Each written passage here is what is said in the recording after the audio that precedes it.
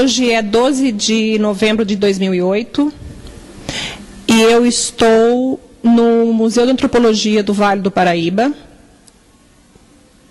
que é instalado dentro do casarão do Coronel João da Costa Gomes Leitão.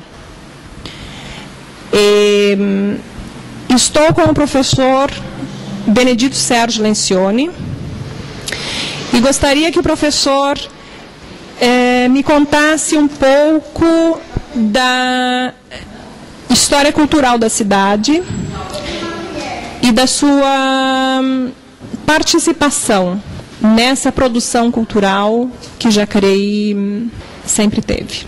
O meu envolvimento nessa área cultural, vamos dizer assim, vem há muito tempo. Nesse tempo trabalhei em rádio, clube, escrevi em jornal. Então a minha formação é sempre voltada para se ler, escrever, observar. E como professor não poderia também deixar de ser uma pessoa que gosta da cultura, né? Aliás, eu entendo que a pessoa só consegue mudar o ser humano através de uma boa educação aprimorada com o que nós chamamos de cultura, que seria assim o verniz.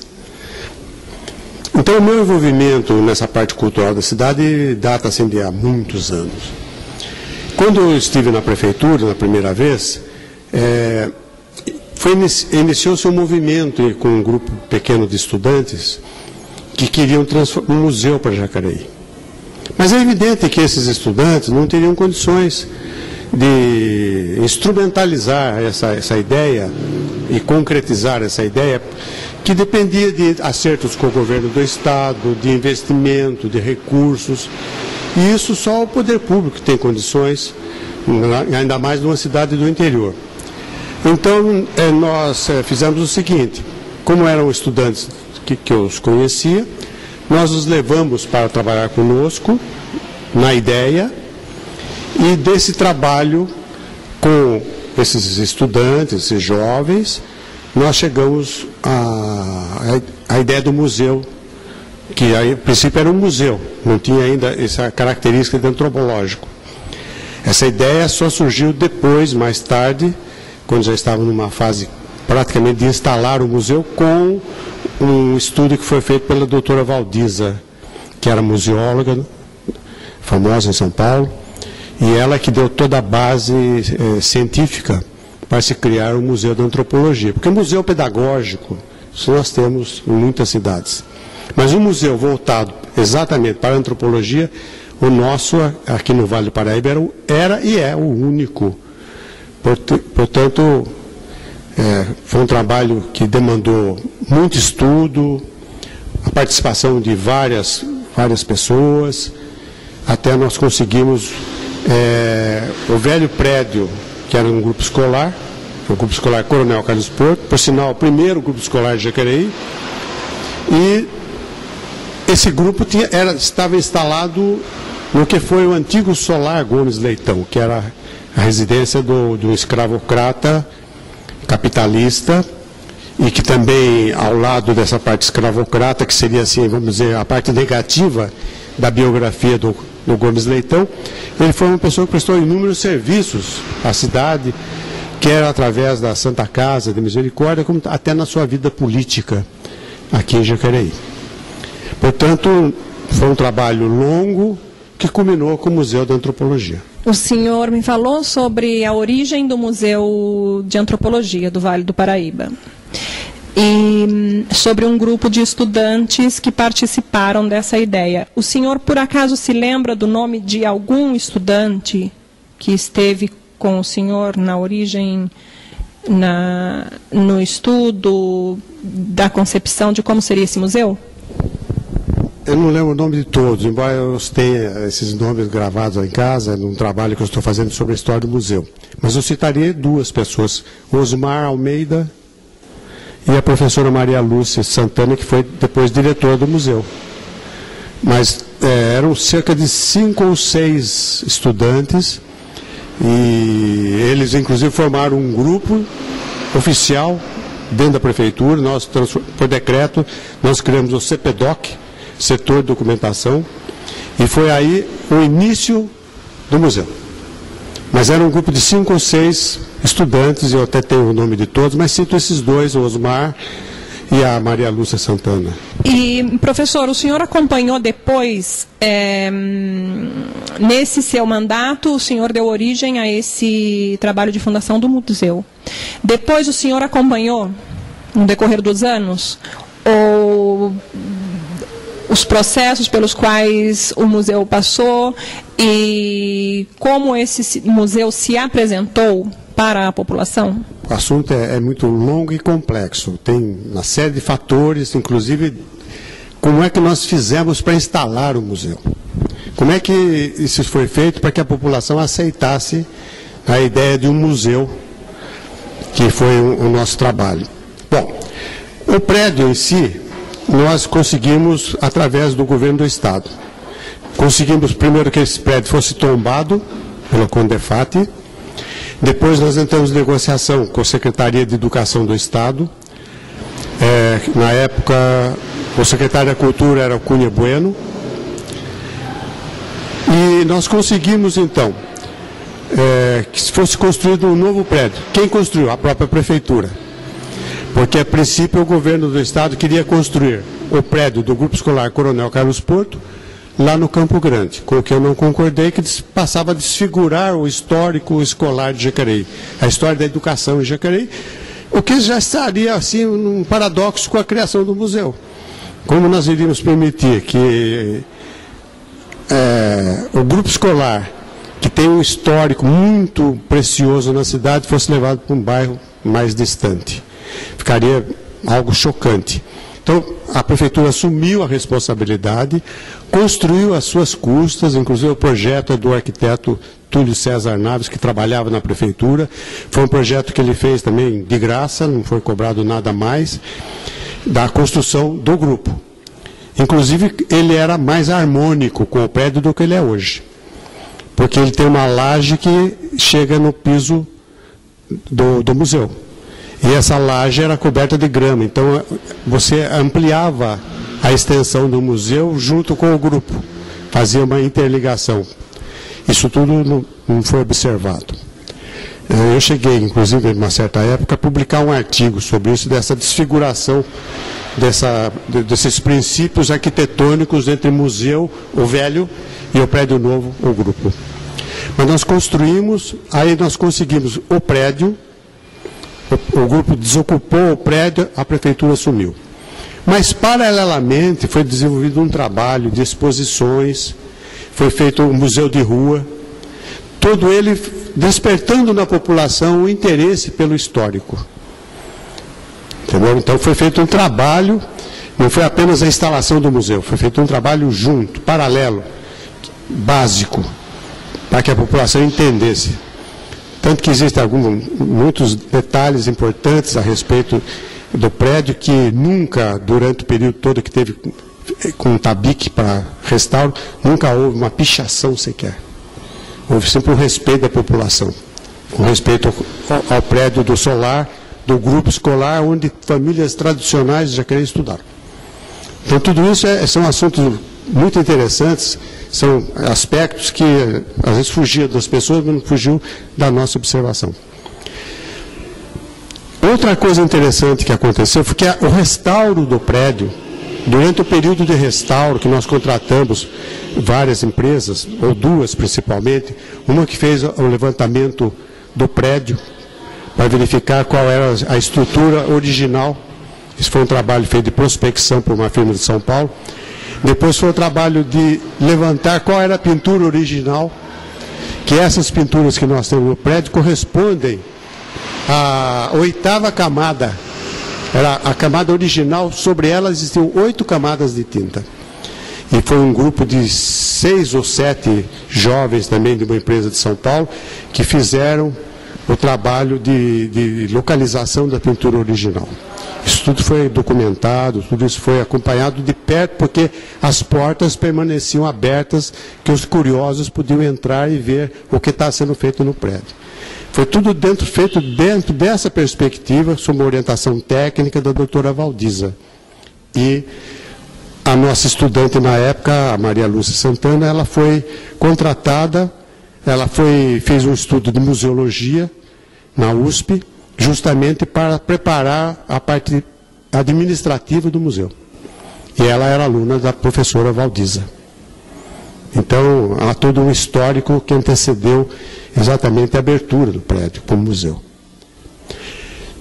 Depois que eu deixei a administração, eu acompanhei, mas não tão próximo como foi como prefeito. Distante, eu vi as notícias que saíam a respeito dos restauros que continuaram, foram feitos seguidamente.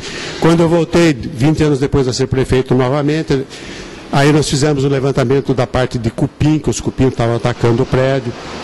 Tudo isso foi feito e eu venho acompanhando. E há uma sequência durante as administrações todas de preservação, não só do prédio, mas do espírito. Porque você não vai nunca transformar esse prédio, esse local, que é um museu antropológico, numa outra coisa que não tenha essa finalidade. Que aí vai desfigurar não só o histórico do museu, como a sua objetividade. Porque museus históricos, pedagógicos, nós temos em inúmeras cidades do Vale, tem Taubaté, tem lá em Guará, tem várias cidades do Vale. Com o museu, com esse espírito, com essa perspectiva, com esse olhar diferente, que tem o homem como centro, é só o Museu de Jacareí. Então, eu acompanho sim, às vezes não tão de perto como eu gostaria, mas como uma pessoa que se interessa pela história, pela cultura de Jacareí, não poderia ficar ignorando as coisas que acontecem. O senhor ressaltou a questão das características arquitetônicas que dessem que criassem uma conexão entre a escola construída modernamente e o prédio do casarão. Isso na tentativa de conservar, de preservar uma memória simbólica, né, da própria apropriação desse bem patrimonial nosso pela população.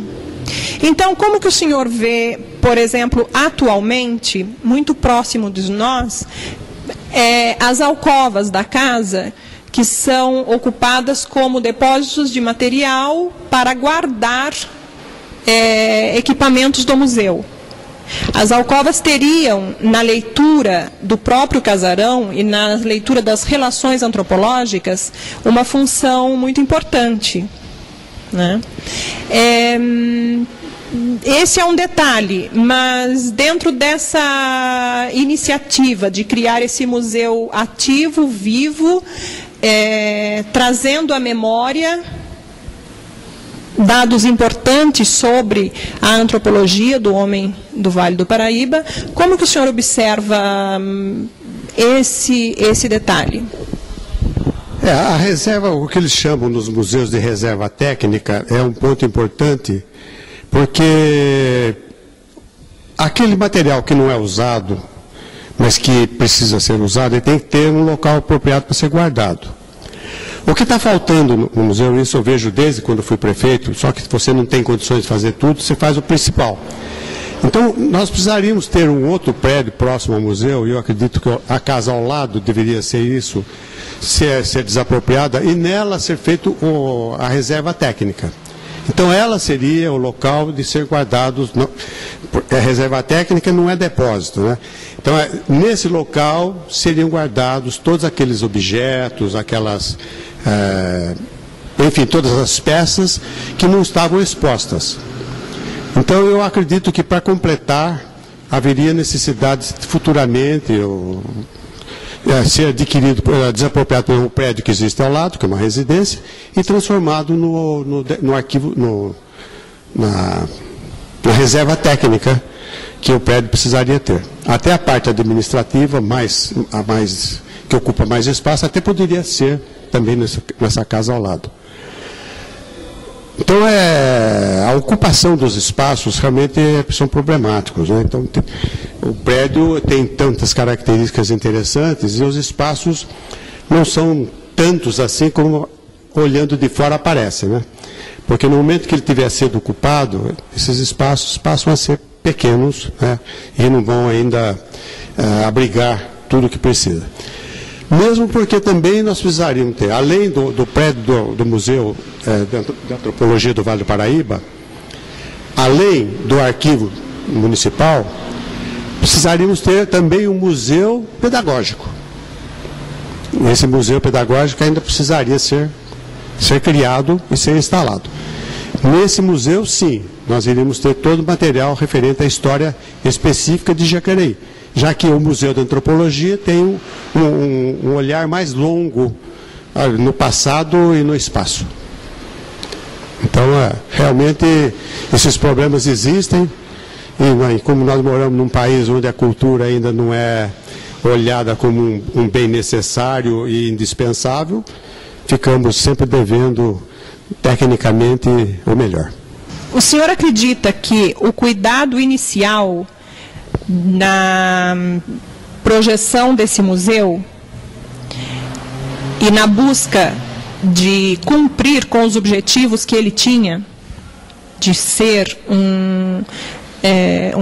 praticamente um centro de pesquisas, de intensivas pesquisas a respeito da origem do homem do Vale do Paraíba, essa responsabilidade que existia se refletiu nos espaços criados, inclusive dentro do museu. Porque eu me lembro que na criação, na fundação, inclusive, do museu, existia uma sala de aula, logo na entrada, ali do lado direito, entrando no museu à direita, uma sala de aula, que representava, de modo muito original, uma sala de aula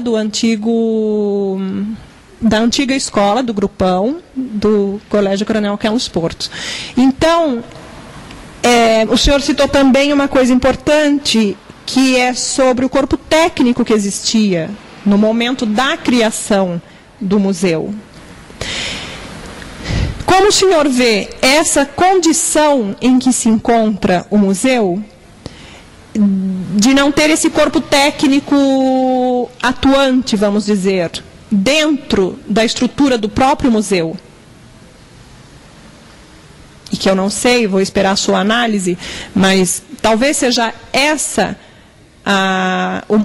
o motivo pelo qual a sala memorial da Escola Carlos Porto foi desmontada e, vamos dizer, as mudanças que o museu passou nos últimos anos.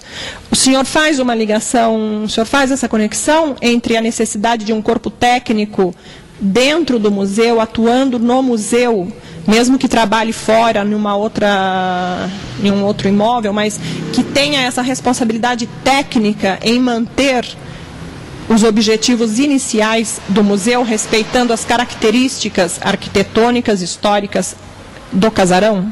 Esse assunto é um assunto muito importante, porque o museu tem que ser entendido como algo que precisa ter uma vida, né?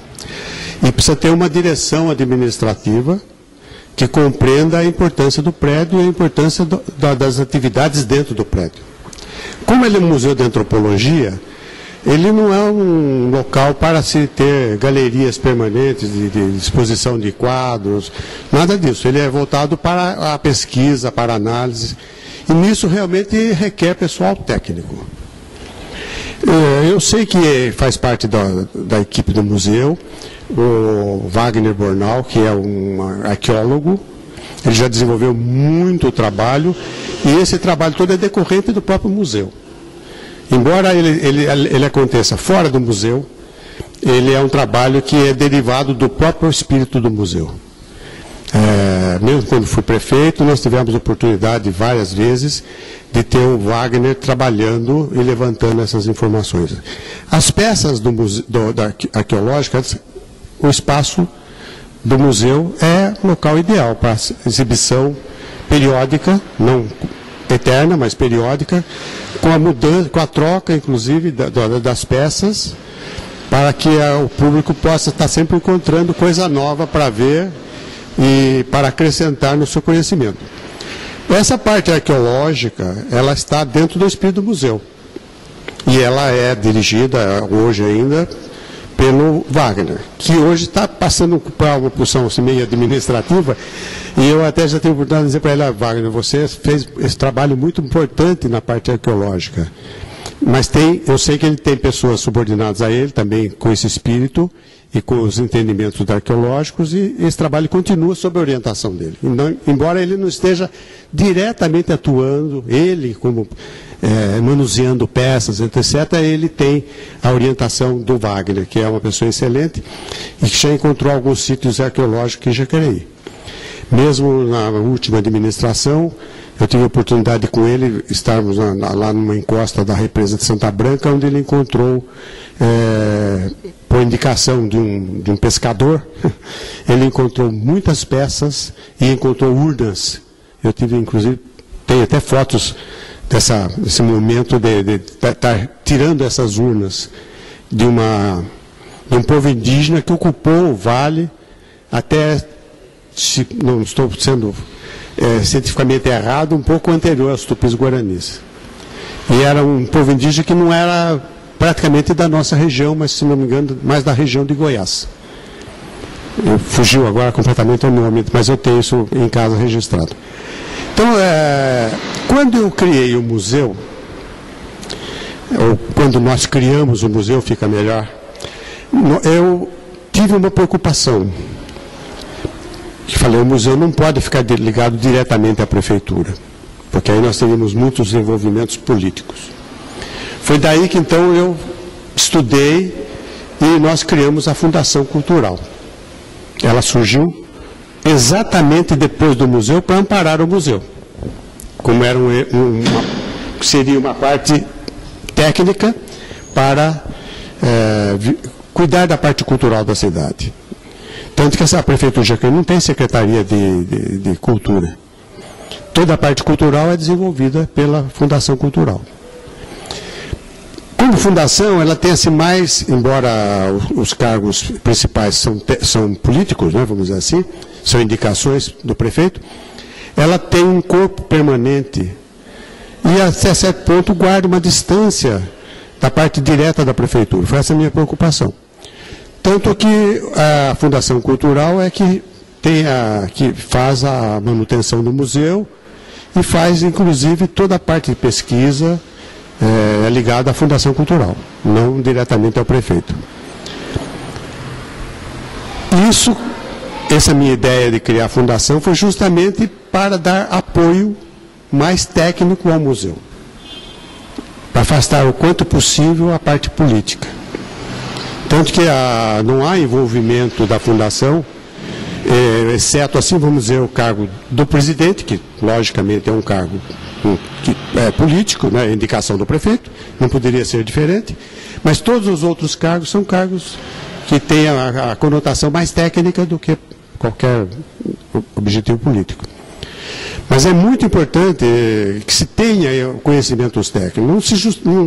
Não tem como uma pessoa que não tenha conhecimento técnico administrar um museu. Pelo menos eu vejo assim. A pessoa tem que ter características, tem que ter conhecimento, para poder entender como fazer, o que fazer. Senão vira realmente um local só de exposições. É o meu ponto de vista. Que é a situação atual do museu, de exposições. Nós viemos aqui e vimos exposições. Esse corpo técnico a que o senhor se referiu no início, de acordo até com documentos da fundação mesmo, ele possuía uma museóloga, ele possuía historiadores, ele possuía pessoas com formação técnica arquivística, e pessoas com formação técnica que a própria prefeitura possibilitava a pessoa de ir a São Paulo, ter acesso aos melhores cursos de formação, como foi o caso da professora Maria Lúcia. E esse corpo técnico deveria viver em constante estudo. Existem documentos da Fundação que mostram essas pessoas que iam a São Paulo e que faziam as escolas, os cursos, em função de criar dentro do museu esse corpo técnico que trabalhasse com as pesquisas antropológicas, históricas e depois arqueológicas também. que inicialmente poderiam estar incluídas nas atividades de pesquisa do Museu de Antropologia. Hoje, nós observamos no quadro da Fundação Cultural, que já foi transformada a partir da iniciativa do Poder Executivo da cidade, ela já foi transformada, e o quadro técnico da Fundação hoje é o arqueólogo. A Fundação possui 2 arqueólogos e historiador. O arquivo público de documentação se encontra com 2 matemáticos, uma assistente social e uma funcionária que já se encontrava ali há muito tempo. Então, como o senhor observa essa diminuição desse corpo técnico, que inicialmente deveria se expandir, e como o senhor observa a responsabilidade política administrativa dos homens que respondem pela cultura na cidade. E essa pergunta eu lhe faço porque, além de professor, o senhor é historiador, já foi prefeito várias vezes, 2 vezes, e é o homem, o cidadão jacariense que, nas minhas pesquisas, está sendo sempre apontado como o homem de maior cultura política que a cidade já teve, e que proporcionou à cidade, inclusive através dos seus mandatos, a criação de órgãos importantes, de institucionalização de órgãos importantes para dar a manutenção para os projetos políticos, os projetos de política cultural que devem se desenvolver na cidade. Então, eu estou pedindo para o senhor fazer uma análise, realmente até retrospectiva, dessa condição em que nós nos encontramos, a nível de política cultural. E como homem de política também, eu sei que o senhor vai ter uma resposta muito abrangente. A minha resposta é um pouco abrangente e talvez até um pouco contundente. Acontece o seguinte, Cezira. Eu já tenho uma experiência longa, fui vereador 2 vezes, fui prefeito 2 vezes, fui presidente do Codivap 2 vezes, venho escrevendo, pesquisando. Então eu tenho uma vivência não só estudando a história, mas como também vivendo a política. O que eu observo, ou melhor, o que eu observei, e é a conclusão que eu tenho, é que nós vivemos num arremedo do que se chama democracia. Porque tudo evoluiu, tudo passou a ser cuidado cientificamente. A única coisa que não é cuidada cientificamente é exatamente a política e a administração pública. O que a pessoa precisa para ser um vereador? Título eleitoral só. Nada se pede a mais. Aí, no que se transforma o vereador? Num agente social para levar pessoas a ser atendidas numa repartição, ou transportar para São Paulo para um atendimento médico mais especializado, enfim, para coisas de sua menos importância para a sua função de vereador. É muito importante para o cidadão ter um bom atendimento, seja ele quem quer que seja, a sua condição social, econômica, todos merecem ter o melhor atendimento. Mas o vereador, ele tem que ser uma pessoa capacitada para que ele possa legislar. O vereador legisla. E o que nós temos aqui em Jacareí, nas cidades circunvizinhas e do modo geral, são pessoas que até muitas vezes são folclóricas. Então eu pergunto a você, como é que podem essas pessoas não preparadas estabelecer uma legislação adequada com as características que devem ter para um bom atendimento na área cultural, na área científica? Nada.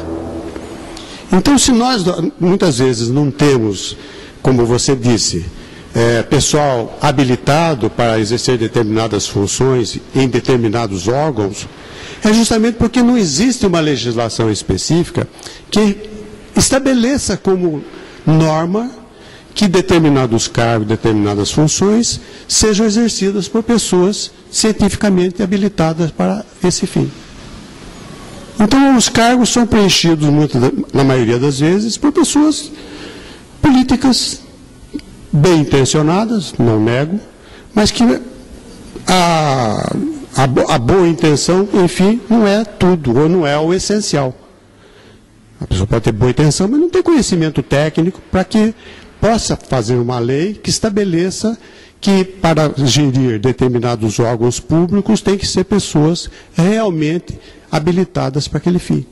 Então nós vivemos o que nós chamamos de democracia, que para mim é um arremedo de democracia, não é científica, ela é no sabor do vento, está ventando do lado leste-oeste, as folhas viram todo para aquele lado.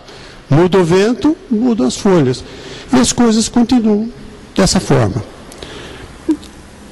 Essa é a observação que eu faço, que lamento que as coisas sejam assim, e que não é só aqui. Você pode observar. Em todos os lugares acontece normalmente dessa forma. Então o que está errado é exatamente a base de tudo. Qualquer um pode ocupar qualquer cargo. E que isso não deveria ser dessa forma. Democracia é um termo muito bonito, surgiu lá na Grécia, é a melhor forma de governo, não tem a menor dúvida, só que nós precisaríamos dar uma conotação científica para que as coisas realmente acontecessem em proveito do próprio povo e não ficasse ao sabor do vento. Se você exige que para exercer determinadas funções a pessoa tenha uma determinada formação técnica, é lógico que nós passaremos a valorizar a educação e o ensino. No momento que para chegar aos mais altos cargos da nação, nada se peça, por que o cidadão vai ficar gastando o seu fosfato, enclausurado numa sala, lendo, estudando e se dedicando a alguma coisa, quando ele poderia estar na rua passeando, tomando um chopp, se não há a valorização da educação, não há a valorização da formação científica. Esse é um mal que existe e que, infelizmente, está ficando cada vez pior. Como prefeito, o senhor conseguiu implantar uma política cultural com mais efetiva, que fosse mais efetiva, né? Uma política cultural ligada a órgãos que garantissem a efetivação da preservação de bens patrimoniais da população, né? Quais as dificuldades que um prefeito enfrenta, visto que não é uma prática habitual dos prefeitos darem essa prioridade que o senhor deu nos seus mandatos, criando o Museu de Antropologia do Vale do Paraíba, criando o Arquivo Histórico, a Fundação Cultural de Jacareí. Quais as dificuldades que um prefeito enfrenta quando parte dele mesmo essa vontade de tratar a cultura com a devida importância que ela tem? Em 1980, a Folha de São Paulo publicou, assim, no final do ano, uma série de pronunciamentos a respeito da cultura. E lá, modestamente, está a minha contribuição. Numa frase única, diz assim: cultura não é luxo. E eles reproduziram a fala do prefeito de Jacareí naquela retrospectiva cultural que fizeram em 1980. Eu sempre pensei dessa forma, como educador. Eu estava analisando como educador e agindo como educador. A cultura não é luxo. É tão importante quanto água, esgoto, pavimentação, meio-fio, sarjeta. Só que eu tive a oportunidade naquela época de desenvolver todos esses fatores. E não deixei de desenvolver a cultura. Então, não houve uma voz discordante, ninguém criticou, pelo menos nunca chegou ao meu conhecimento, que o prefeito estava cuidando de fazer museu e estava deixando de fazer água. Então, nós fizemos muita água, muito esgoto. Fui o prefeito que mais escolas foi construída nos 6 anos que eu fui prefeito, que eram 4, mais 2 que foram dados. Foram feitas 13 escolas de primeiro grau, 8 o governo do estado fez, 5 foi feito com recursos da prefeitura. Então eram 13 escolas em 6 anos, uma média de 2 escolas de primeiro grau por ano. Então foi feito muita água, muito esgoto, fizemos pavimentação, fizemos meio-fio, sarjeta. Então não havia como a população criticar que estava cuidando de cultura e estava deixando outros fatores sem cuidar. Eu atribuo a isso o fato de que o museu se instalou e permaneceu aceito pela população. Porque ele não veio ocupar o espaço de outros benefícios que não foram feitos. Não, ele foi mais um benefício feito. E eu não podia jamais, como prefeito, deixar de cuidar da educação e da cultura. Seria uma coisa estranha, né? Se o prefeito, que era professor e gostava de história, não fizesse isso, iriam cobrar de quem? Que fizesse. Né? Então eu fiz com tranquilidade. Dificuldades nós encontramos, econômicas, mas graças a Deus vencemos todas elas e conseguimos construir o prédio Grupo Escolar Coronel Carlos Porto, ficar com esse para o museu. Né? E com isso não chocamos a população, porque evitamos que ele fosse construído fora, demos um prédio moderno para as crianças, né? E ficamos com o solar para o museu. Mas eu acho que tudo é a questão de como você faz. Tá? Você tem que ter aquela sensibilidade de fazer as coisas não atropeladas, o melhor possível, não se descuidando das outras setores que também são fundamentais. Você não vai fazer uma coisa importante e esquecer da saúde. Né? Eu sabia que havia uma mortalidade infantil muito grande, faleciam 114 crianças, até 1 ano de idade, o nosso índice era, em 1977, morriam 114 crianças em cada 1000. Era igual ao Nordeste do nosso país. A taxa era igual. Aí nós tivemos que fazer muita água, muito esgoto. Acabamos com as bicas, com informação que as bicas estavam contaminadas. Construímos 6 unidades de saúde, as primeiras unidades de saúde, fizemos. Então não esquecemos nenhum setor importante da vida do ser humano para fazer o museu. Ao contrário, fizemos ao mesmo tempo. Tanto que ele foi aceito pela população. Então depende também da vontade política de um prefeito. E se ele tiver vontade política, ele consegue executar essas obras a nível cultural? Vontade política é a base. Só que nós temos que acrescentar um setor, um fator, que é o fator econômico. Às vezes você tem tudo, mas falta exatamente o recurso para você executar. O município no Brasil, ele é o filho enjeitado.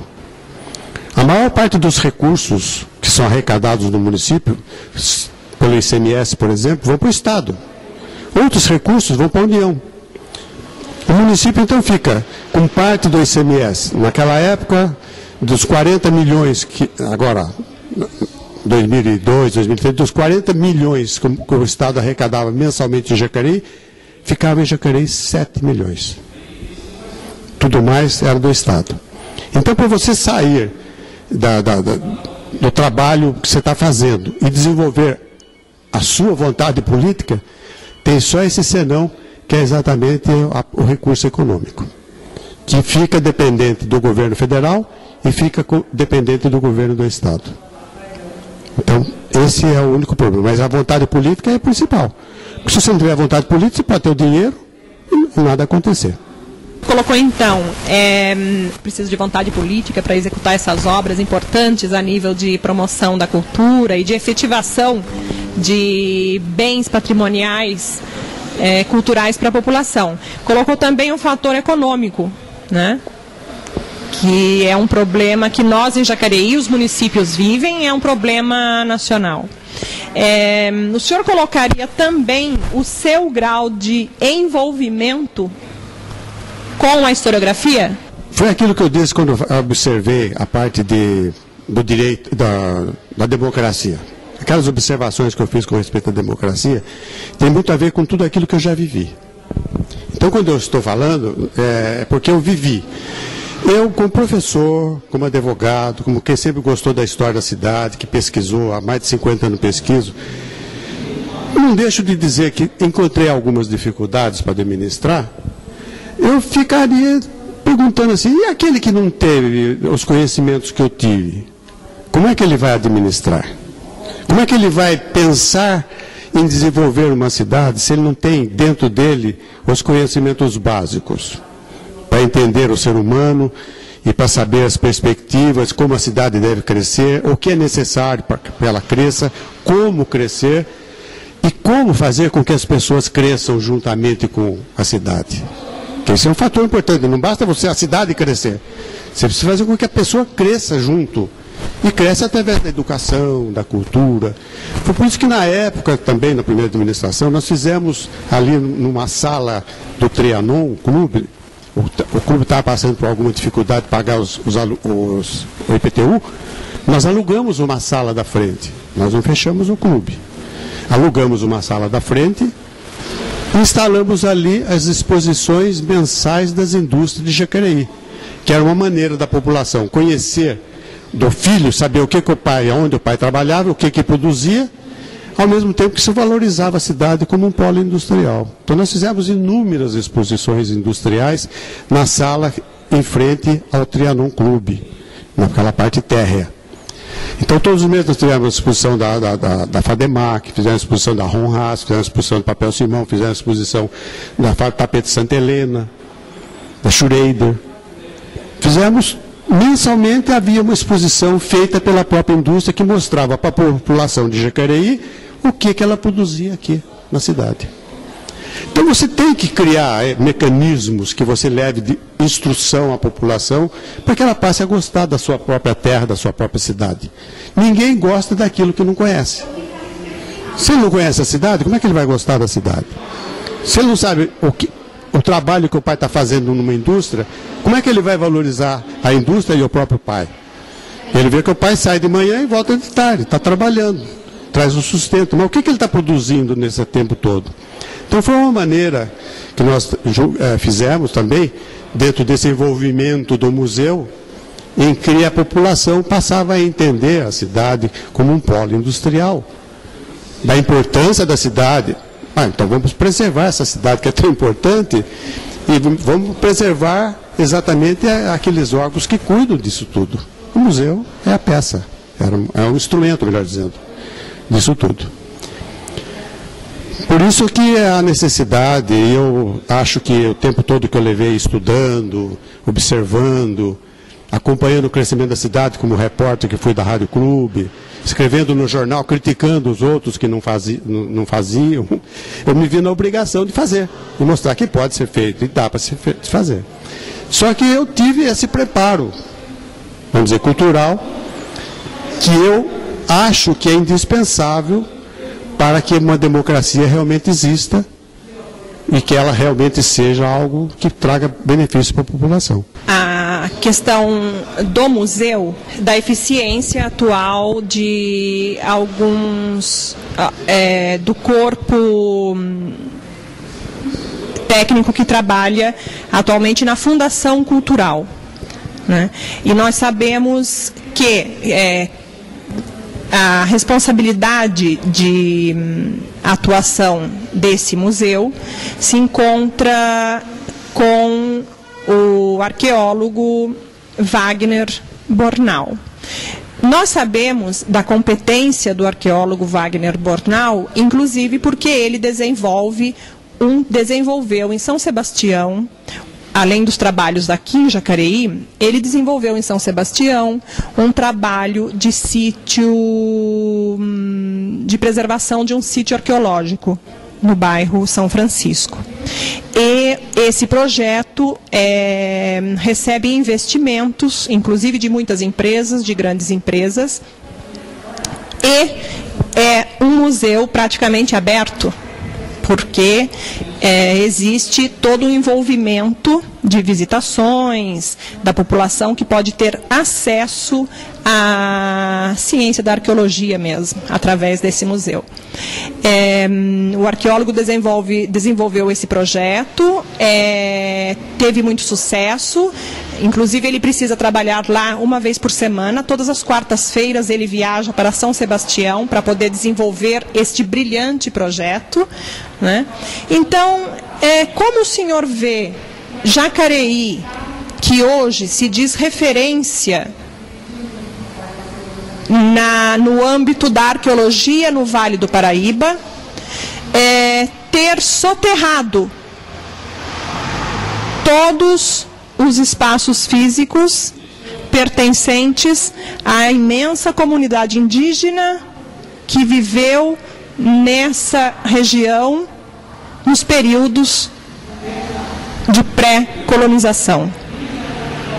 E não ter restado para nós, a nível de arqueologia, o material que está sendo devidamente conservado e preservado dentro do núcleo de arqueologia, que hoje se encontra dentro do antigo galpão do conjunto ferroviário. E brilhantemente recuperado, recolhido e tratado, mas dentro das caixas e sem a possibilidade da população ter acesso a esse material, a esse rico material de conhecimento. E lá, no espaço em que viviam as comunidades indígenas, restou apenas uma pedra feita em alvenaria, com 1,40 m de altura, com uma placa do IPHAN dizendo: aqui não se pode escavar porque é um sítio arqueológico. Na sua opinião, não poderia ter sido desenvolvido em Jacareí um projeto brilhante de museu aberto, de escola, museu de arqueologia, onde Jacareí, sim, fosse visto através, até mesmo passando pela própria Dutra, porque da Dutra nós podemos ver a região em que viviam essas comunidades e que foram loteadas, né? É extensa a pergunta, mas eu viso fazer uma análise comparativa dessa preocupação da política cultural no município de São Sebastião, tão próximo daqui, em expor, em tratar um sítio arqueológico de modo aberto, em que as pessoas têm a possibilidade de visitar e tomar conhecimento do que é arqueologia. E Jacareí, que se diz referência, que mantém convênios com outros países, mas que mantém o seu material arqueológico guardado dentro das caixas no antigo galpão da rede ferroviária. O problema tem que ser analisado sobre vários pontos. A parte arqueológica, eu acho que é muito importante, até dentro do próprio objetivo do museu, né, que é o Museu de Antropologia. Você está trabalhando com a parte arqueológica, você está dentro do espírito do museu. Aliás, o museu existe exatamente para isso. Uma das indagações do IEV, do Instituto de Estudo do Vale Paraibano, ao qual pertenço, é sobre a identidade do homem vale paraibano.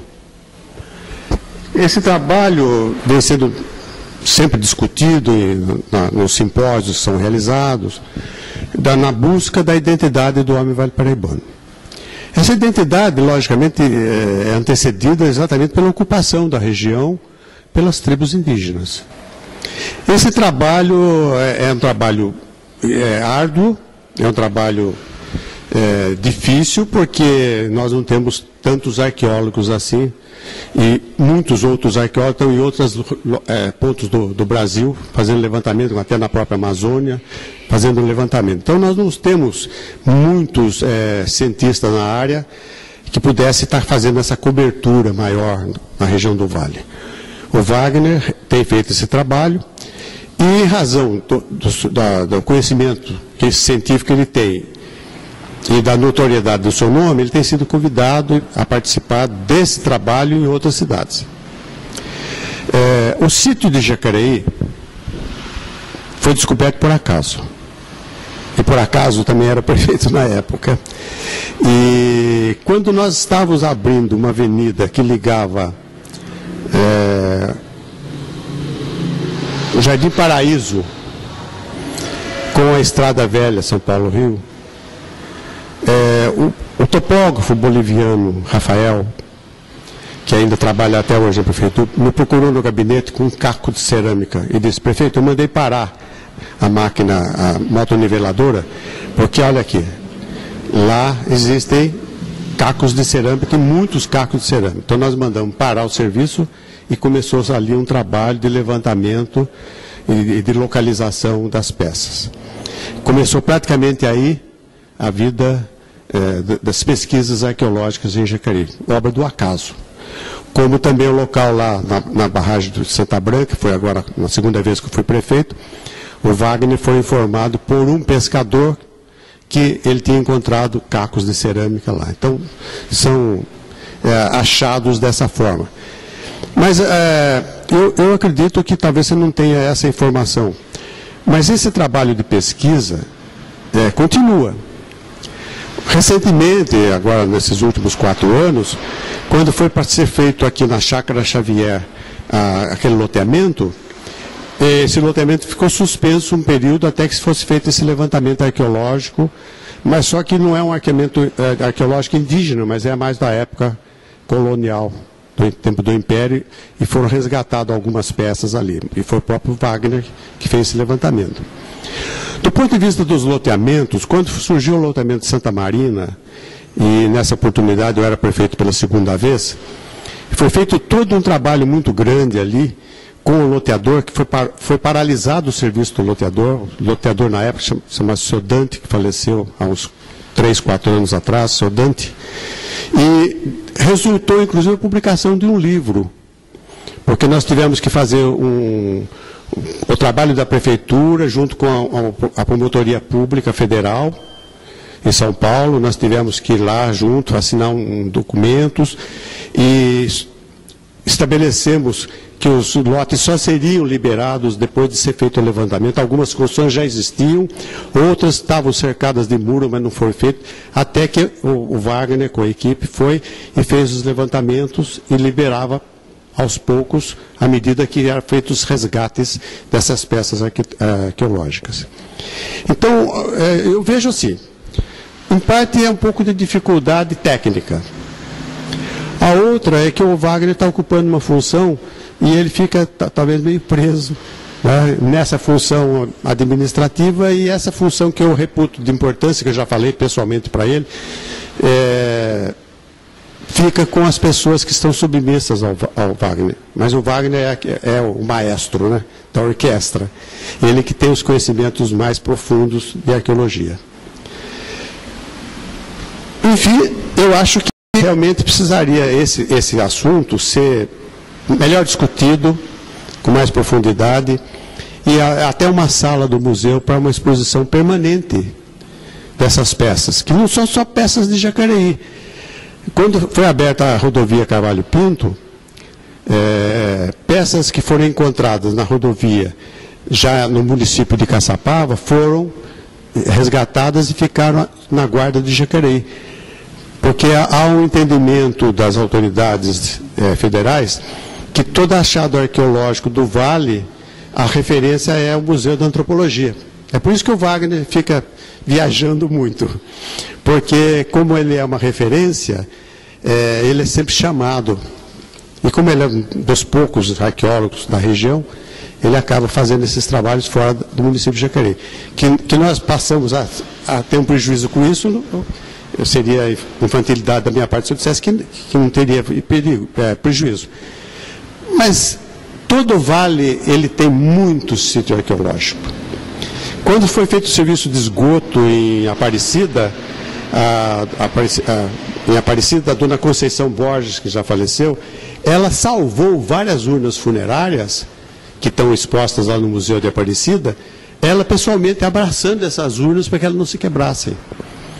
Então, em todo o Vale do Paraíba, existem sítios arqueológicos. Nem todos são salvos, nem todos são conhecidos, nem todos são descobertos, o que é lamentável. Mas aí é a importância do nosso museu, que ele poderia também desenvolver, aí voltamos ao museu, uma política arqueológica no Vale do Paraíba, sendo ele a referência.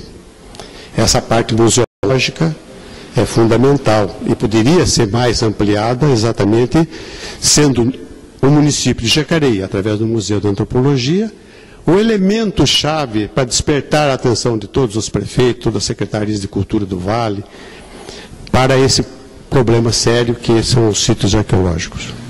Isso não está sendo feito, mas poderia ser feito. Por que criou-se essa centralização de poder e de atividades que deveriam ser desenvolvidas através de um corpo técnico muito mais abrangente, interdisciplinar, multidisciplinar? Por que foi criada essa centralização pela Fundação Cultural, na personificação de uma pessoa? Eu não saberia responder com firmeza por que está feito assim. Me cabe como cidadão jacariense, me cabe como estudioso, como elemento ligado à cultura, e que, com esse Museu de Antropologia que foi instalado, eu nunca me afasto, independentemente da orientação política da cidade, eu me vejo na obrigação de participar.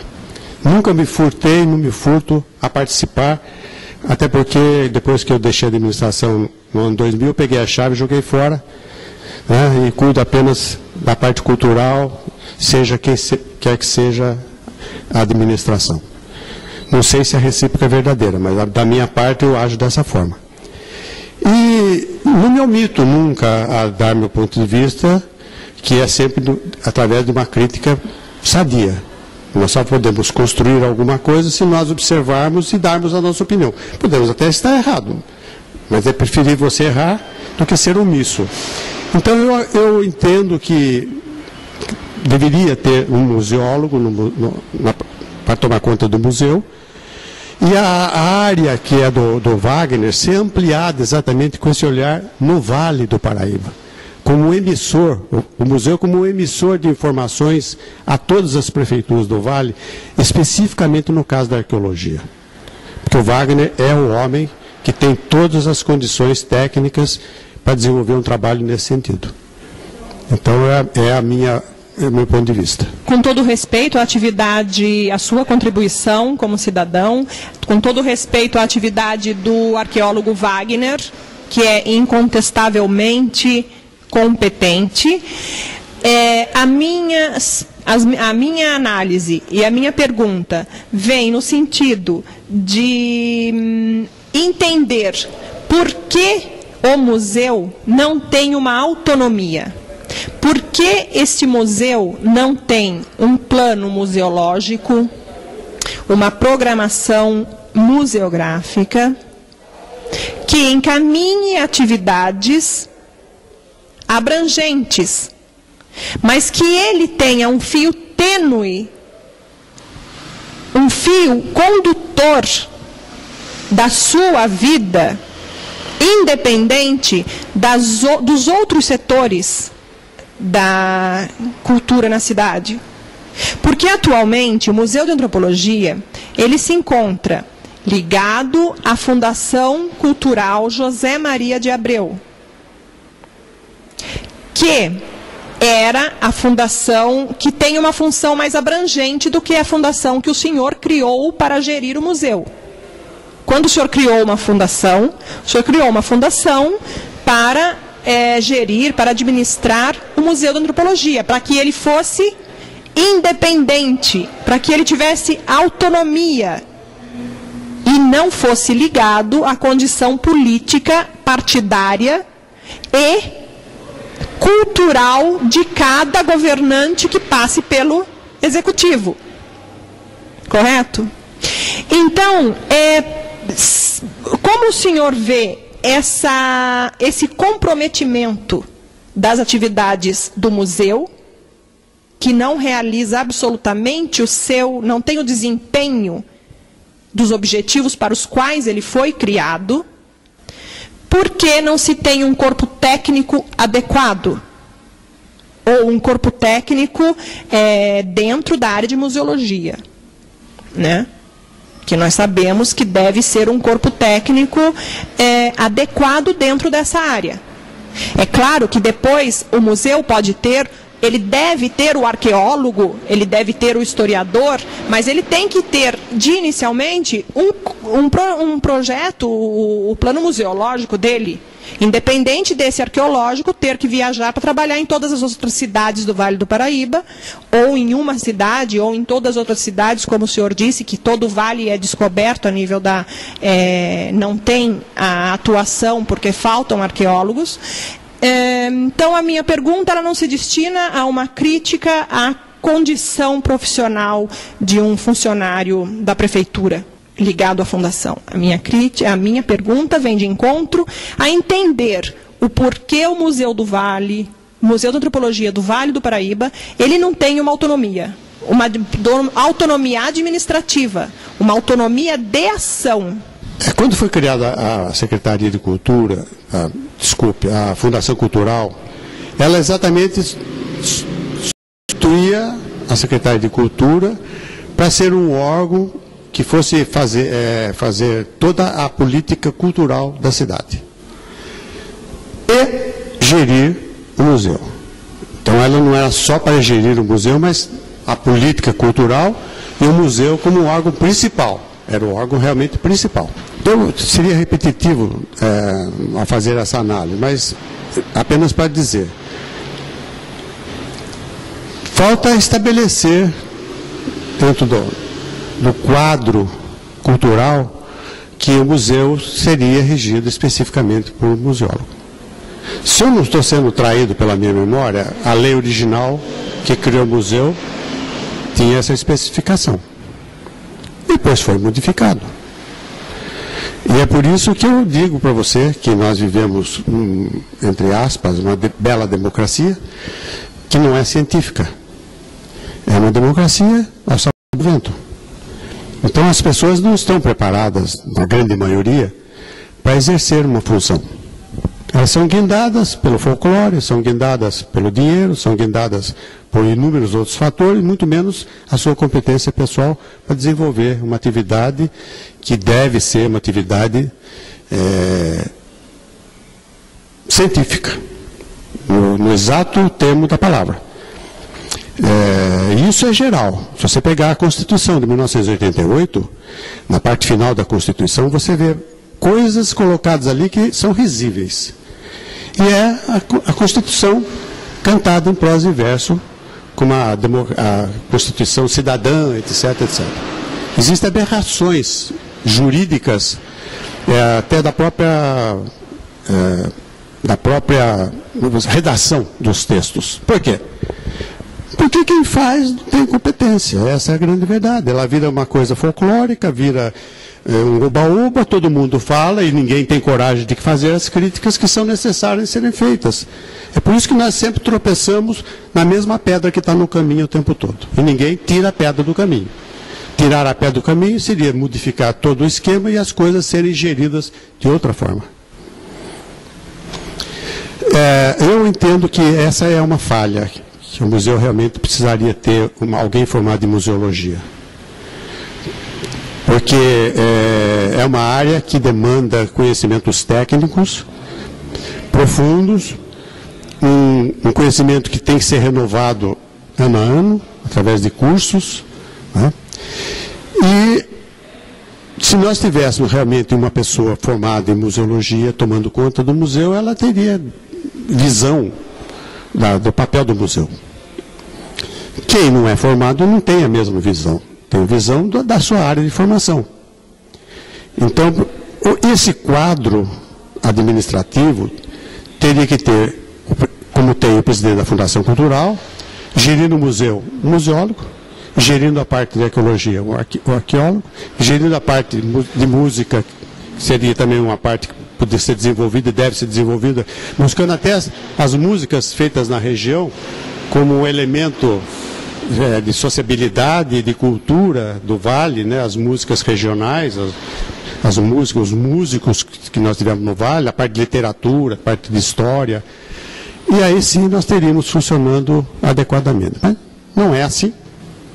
Mas eu acho que o registro é válido, né, porque se as coisas às vezes não funcionam bem, nós não podemos nos esconder. Nós devemos falar, dizer o que a gente acha, também nos submetemos à análise e à crítica que possam ser feitas, né? O senhor afirmou com relação à criação da Fundação Cultural que ela tinha o objetivo de dar vida livre ao museu, né? Para ela ser independente das mudanças políticas e partidárias que viessem. Nós sabemos que o cargo do presidente da Fundação, porque gere atualmente como é constituída, o presidente da Fundação é que coordena as atividades gerais do município. Então, a Fundação ela é atrelada, sim, aos órgãos, ao Executivo e ao Legislativo. O presidente da Fundação, ele funciona de acordo com as coordenadas políticas da Prefeitura. Então, qual seria, inclusive nós observamos a mudança constante do presidente da Fundação, né? Não se sabe exatamente o que acontece, mas sabe-se que em um momento a Fundação Cultural é ocupada, o cargo é ocupado por um presidente, por uma pessoa, depois essa pessoa é convocada para trabalhar em outro lugar, então ela sai do cargo de presidente da Fundação Cultural e vai trabalhar em um outro lugar, ou dentro de um partido político, ou deve obedecer a uma remoção que o partido político faz dessa pessoa. Nós sabemos que a função do presidente, que a Fundação Cultural, ela fica à mercê das vontades do conjunto político partidário, inclusive, né? Como eu disse, uma alcova do museu é utilizada para guardar os cavaletes de exposições. Isso vem da vontade de um dos presidentes, de uma das pessoas que ocupou o cargo de presidente da Fundação. Existem tantos outros exemplos que toda a população sabe que esses presidentes, essas pessoas, quando ocupam o cargo de presidente da Fundação, elas fazem o que elas querem e fazem o que querem, ligadas ao partido e ao Executivo. Então, professor, qual seria a sua opinião para dar realmente vida livre, ao menos ao Museu de Antropologia, para que ele possa cumprir a sua função? Qual seria a sua opinião, visto que a iniciativa inicial não teve esse objetivo? A Fundação Cultural não é livre, a Fundação Cultural, ela até mesmo fica como uma muleta. Quando alguém precisa de um emprego, vai para a Fundação Cultural ou para os órgãos que pertencem à Fundação Cultural. Do ponto de vista administrativo, a função do presidente da Fundação Cultural, como presidente da Polar, como presidente da autarquia do SAI, como secretários, são pessoas que exercem o cargo a convite do prefeito. Então elas são, vamos dizer assim, a extensão do prefeito nesses pontos. E obedece, logicamente, uma política administrativa, né, que nós podemos apoiar ou podemos criticar. Mas essas pessoas que exercem essas funções, elas estão diretamente ligadas ao prefeito. Então não tem como fazer essa alteração, essa mudança, porque são cargos exatamente ocupados politicamente. O prefeito vem com as suas ideias e convida as pessoas para a execução das suas ideias, cada um no seu setor, na área da saúde, na área da administração, na área dos serviços municipais, na área da cultura, etc. Então, funcionam assim. O que é necessário é que, abaixo dessas pessoas, do presidente das fundações, das autarquias e das secretarias, tenha sempre um elemento técnico, que vai até dizer ao presidente da presidência, está querendo isso, mas isso não pode. Como o prefeito se submete ao secretário de negócios jurídicos, ele quer fazer alguma coisa, o secretário jurídico vem e diz, prefeito, isso não pode. Tá certo? Então, o prefeito, na verdade, é o elemento que encabeça toda a vida do município. Ele é o responsável pelo funcionamento do município. Ele tem que ter abaixo dele os elementos que vão cumprir as suas determinações. E cada um desses tem que ter abaixo de si alguém que seja técnico, que vai dar a orientação e dizer isso pode, isso não pode. Isso existe para fazer isso, não pode ser feito aquilo. Entendeu? É assim que funciona a administração pública. O que não pode é abaixo daquele que vai ter o poder de decisão, ter pessoas que sejam competentes. E não lhe dê a ele, não lhe dê a sustentação técnica, científica que ele precisa. Entendeu? Mas tem um detalhe importante nessa sua resposta. No momento em que o senhor fundou, em que o senhor aceitou, participou e fundou, criou o Museu de Antropologia do Vale do Paraíba, o senhor estava aceitando o posicionamento político e de cidadania, de exemplo de cidadania, de um grupo de jovens que faziam parte, inclusive naquele período, na década final de década de 70, início de 80, a um grupo que era oposição ao poder que era instituído. Não? Era praticamente o período de abertura política, estávamos saindo da ditadura, e esse grupo que teve, que veio do seio da sociedade organizada, esse grupo tinha um posicionamento contrário ao poder instituído. E o senhor, mesmo sendo de uma outra tendência partidária, o senhor aceitou, conviveu e atuou junto com esse grupo político, que tinha o objetivo de criar em Jacareí um museu, que depois se tornou um Museu de Antropologia, mas a ideia era criar um museu para que se preservasse os bens culturais dessa cidade. O que o senhor me fala, professor, disso? Porque,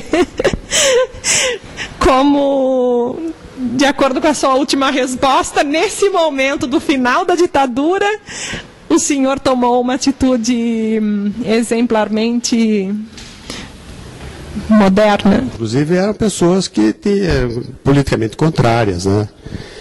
O importante é que eles tinham um objetivo bom. Estavam querendo fazer alguma coisa. Você fez essa observação a respeito dos jovens que eu convidei, que eram de política contrária. Isso eu fiz conhecendo que por trás de cada cidadão jovem que estava participando, tinha um aspecto político, que era diverso ao que eu pensava. Mas eu tinha que valorizar os aspectos positivos desses jovens, que era a criação de um museu em razão do prédio que tinha sido demolido na frente do museu, que era o Colégio Antônio Afonso, que foi era uma residência também. Por sinal, quando eu estive com o Sr. Max Pfaffer, que foi secretário da Cultura, antes do Cunha Bueno, eu fui à Secretaria da Cultura e levei uma planta onde tinha o prédio antigo, que nós queríamos para o museu, e o prédio que foi demolido. E disse, até recordo bem a posição que eu estava de pé também mostrando, falei, secretário, esse prédio é o prédio que nós queremos preservar para o museu então precisaria ser tombado. E esse prédio da frente, esse foi tombado no sentido comum da palavra. Ele parou, olhou bem, prefeito, repete isso que o senhor está falando. Ele não queria, ele queria ver se ele ouviu direito o que eu estava contando, porque ele ficou indignado que um prédio desse porte, que também foi uma casa, uma residência, tinha sido demolido, tinha sido destruído. Ele é o Sr. Max Pfeffer, né, da família Pfeffer, da fábrica de papel de Suzano, que é um homem culto, rico, e ele exatamente foi o primeiro contato que nós tivemos com a ideia do tombamento do prédio para o museu. E o prédio da frente serviu para mostrar para ele. Foi exatamente a demolição desse prédio que fez com que esse grupo de estudantes movimentasse a ideia da construção do Museu de Antropologia. Do museu, que até então era museu. Não tinha ainda a terminologia Museu de Antropologia.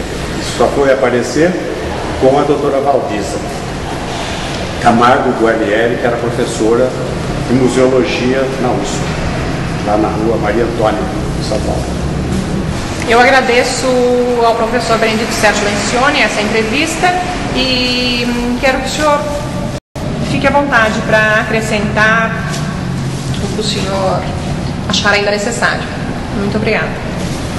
Eu só quero agradecer essa oportunidade, Cezira, de estar falando alguma coisa a respeito do histórico e de uma política cultural, e também avançando um pouquinho, aí, saindo um pouquinho para aspectos políticos, né, da democracia, e nós devemos sempre aproveitar as oportunidades para acrescentar alguma coisa que deve ser discutido de uma forma mais ampla e que possa resultar em algum benefício à população. Período todo que eu estive como prefeito e que pude trabalhar pela cultura, eu fiz conscientemente de que isso era fundamental para uma cidade que é a 13ª que surgiu no Vale do Paraíba, a terceira que surgiu no Vale. Portanto, Jacareí é uma cidade histórica e nós temos que preservar a nossa história, a história que é o fundamento do presente, né? E sem a qual não se constrói o futuro.